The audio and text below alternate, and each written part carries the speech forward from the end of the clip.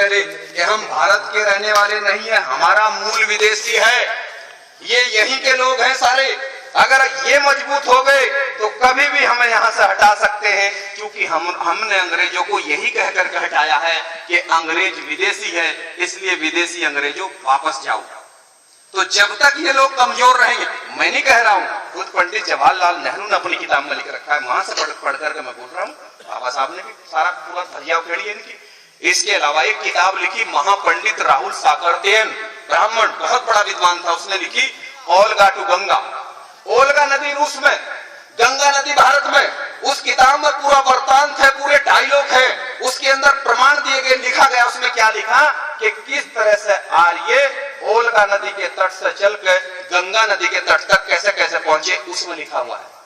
ऋग्वेद के अंदर, ऋग्वेद भारत की सबसे प्राचीन किताब है, जिसे ब्राह्मणों के बाप ब्रह्मा ने लिखा है। उस किताब के अंदर लिखा हुआ है, हमारे बड़ों का नाम लिखा है राक्षस, असुर, दानव, दैत्य, देशु, बंदर, गधा, कौवा, और ब्राह्मणों ने अपना नाम लिखा उसमें देवता, हंस, ठीक है ना। अपने ये इतिहास नाम बदल के इतिहास लिख रखा है। कभी आप किसी मुकालते में पढ़ लो ऋग्वेद, उससे प्राचीन किताब नहीं है भारत में, सबसे प्राचीन किताब ऋग्वेद है भारत की। उसके बाद फिर 3 वेद लिखे गए, उसके बाद उपनिषद लिखे गए, उसके बाद रामायण और महाभारत आई, उसके बाद भागवत गीता आई, और भागवत गीता के आने के बाद ही हमें भारत में चमार बनाया गया। उससे पहले केवल 4 वर्ण थे, ब्राह्मण, क्षत्रिय, वैश्य और शूद्र, 4 वर्ण थे, जाति बाद में बनी।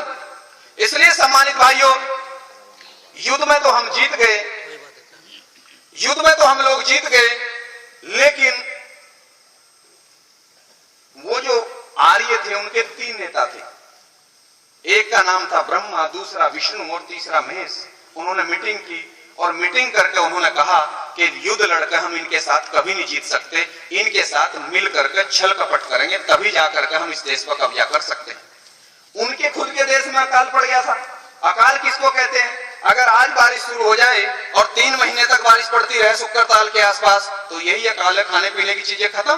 तो उनके देश में अकाल पड़ गया, औरतें, आदमी, बच्चे सब मरने लगे, तो वो भारत की तरफ चले। उन्हें पता था कि इस देश से सीधा आदमी कहीं का नहीं।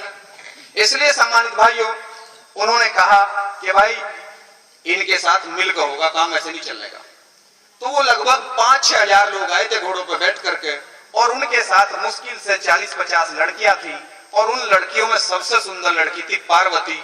तो ब्रह्मा ने उसको कहा कि पार्वती तुम बात सुनो, अगर तुमने हमारा ये काम कर दिया तो हम तुम्हें भारत में देवी बना करके, जब तक इस देश पर हमारा कब्जा रहेगा तुम्हारी पूजा होगी, और मैं तुम्हारे साथ 8 लड़कियां और लगा रहा हूं, तुम 9 लड़कियां मिल करके, ये इनका लीडर है शंकर, अगर तुमने इसको अपने जाल में फंसा दिया तो हम भारत पर कब्जा करेंगे। इन 9 लड़कियों को ट्रेनिंग दी गई, इन 9 लड़कियों को ट्रेनिंग दी गई, और ट्रेनिंग देने के बाद ब्रह्मा विष्णु महेश हमारे नेता शंकर के पास लेकर के आए, और जमीन पर लेट करके रोने लगे कि हमारे देश में अकाल पड़ गया और हमें कुछ दिन के लिए अपने देश में शरण दे दो, और जब मौसम सही होगा तो हम वापस चले जाएंगे, और उसके बदले में हमारी ये 9 लड़की आपकी सेवा में रहेंगी। जो हमारा शंकर था, जो हमारा शंकर एक पद था, जैसा आज कौन है? आज मोदी है प्रधानमंत्री, कल कौन थे? मनमोहन सिंह, उससे पहले नरसिम्हा राव, यानी ये एक पद है ना प्रधानमंत्री।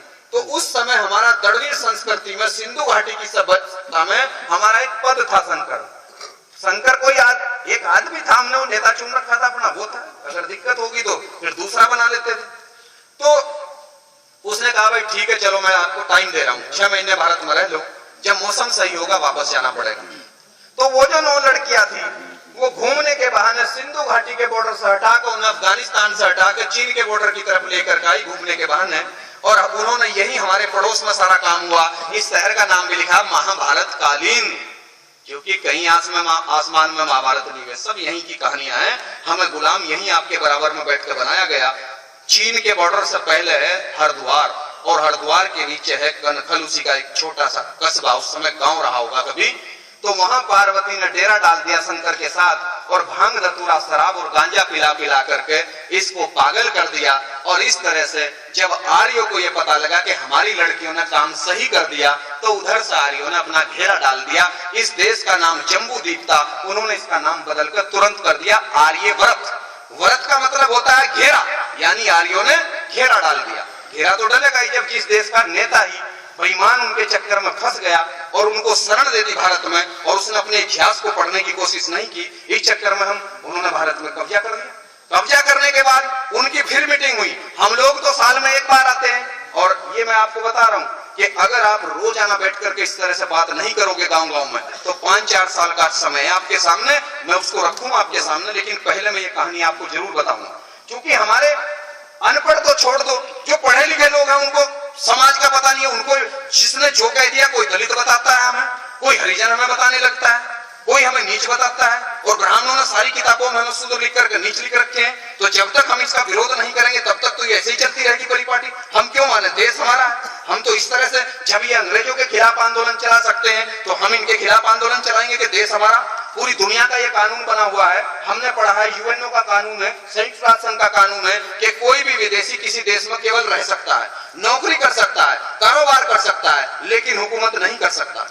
और ब्राह्मण भारत के अंदर हुकूमत भी कर रहा है, और धर्म का सारा काम भी उसने, सारी ठेकेदारी उसने ले रखी है, सारा कारोबार उसके पास है। जब कानून ये बना हुआ कि वो राज नहीं कर सकते, तो फिर इस देश पर राज कैसे चल रहा उनका? वो हमारी बेवकूफत और हमारी मूर्खता में चल रहा है कि जितने महापुरुषों ने आंदोलन चलाया, हम अपने आजादी के आंदोलन को छोड़ करके भक्ति के आंदोलन में शामिल हो जाते हैं, और इस तरह से वो भक्ति के चक्कर में हमारा सत्यानाश कर देते हैं। क्योंकि भक्ति का मतलब, भगत का मतलब हिंदी में होता है दास, और उर्दू में भगत का मतलब है गुलाम। और हमारी लड़ाई है मुक्ति यानी आजादी की लड़ाई। ये जो भक्त शब्द है और भक्ति है, ये तो ब्राह्मणों का शब्द है। अगर गुरु रविदास जी की जिस किताब में ब्राह्मणों की मिलावट ना हो, एक भी किताब आप मुझे ऐसी दिखा दे जिसका कोई राइटर ब्राह्मण ना हो, तो मैं आपका गुलाम बनने को तैयार हूं। क्योंकि मेरे भाइयों, उनका आंदोलन मुक्ति का आंदोलन था, आजादी का आंदोलन था। ज्योतिबा फूले का आजादी का आंदोलन था।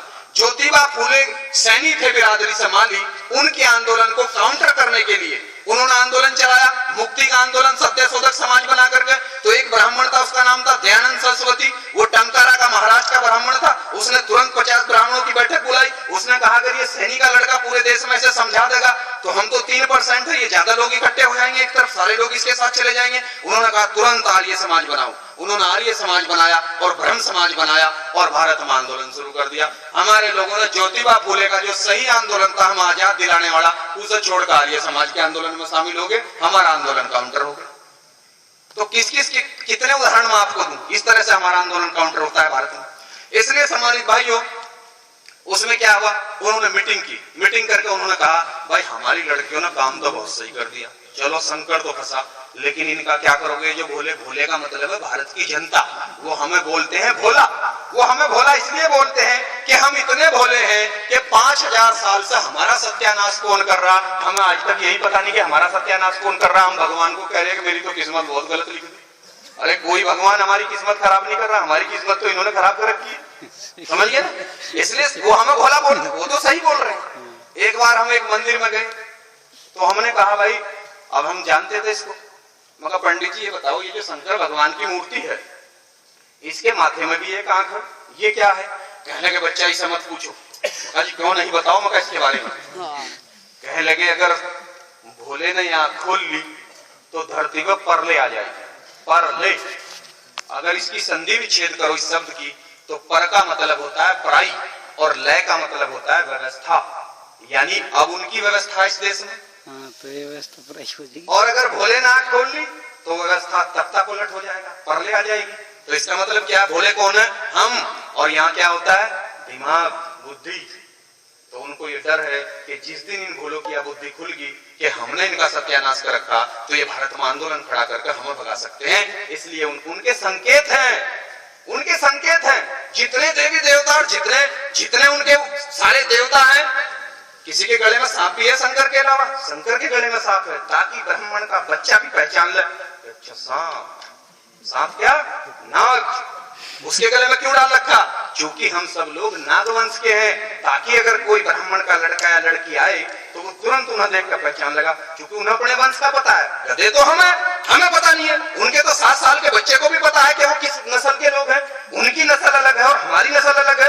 वो अपने इतिहास को जानते हैं, हम अपने इतिहास को नहीं जानते।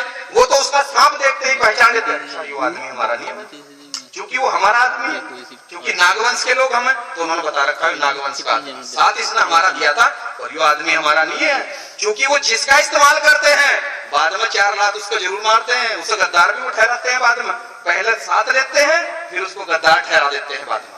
हनुमान जी का भी उन्होंने ऐसे ही किया था। पूंछ कितनी बड़ी लगा रखी है, पिछड़ी जाति का आदमी था, कितनी बड़ी पूंछ है। और कुछ पागल लोग क्या कहते हैं, उस जमाने में भाई पूंछ होती, अरे अगर वो बंदर था तो बंदर जो है आदमी की तरह कैसे बात कर लगा भाई, बंदर आदमी की तरह कैसे बात कर लगा, लेकिन आदमी की तरह बोलता था। और अगर उस जमाने में सभी का पूंछ होती तो जब हनुमान जी को इतनी बड़ी पूंछ थी तो राम जी को इतनी सी होनी चाहिए थी। तो ये तो हमारा बना रखा है, इन्होंने बहुत अच्छे वाला बना रखा है। इसलिए सम्मानित भाइयों, उन्होंने ब्रह्मा ने कहा कि इनका इलाज भोलों का मैं करूंगा, और ब्रह्मा बैठ के लिख कर लेकर के कलम, और कलम के मामले में ये कसाई है। बाबा साहब ने लिखा है कि ब्राह्मण चेहरे से भोला होता है लेकिन दिल से कसाई होता है। और जब वो कलम उठाता है, अंग्रेजों ने भी लिखा है, W.B. जॉर्ज अंग्रेज ने लिखा है कि जब ब्राह्मण कलम उठाता है तो वो उससे लोगों को अधिकार वंचित करता है, वो सबको अधिकार से महरूम करता है, वो किसी को अधिकार नहीं देना चाहता, अधिकार वो अपने पास रखना चाहता है, बाकी सबको वो गुलाम बनाकर रखना चाहता है। जब भी वो कलम उठाता है तो ब्रह्मा ने कलम उठाई और कलम उठा करके उसने लिखा ऋग्वेद, और ऋग्वेद लिख करके उसने कहा पूरे देश में डोंडी पिटी कि भाई यह किताब भगवान ने लिखी है। अब भगवान कौन, हम समझ रहे कि भगवान ब्रह्मा उनका बाप था, उनका नेता था, जैसा हमारा नेता शंकर था उनका नेता वो था कि भाई उसने भगवान ने किताब लिख दी और इस किताब में जो लिख दिया जो सबको मानना पड़ेगा।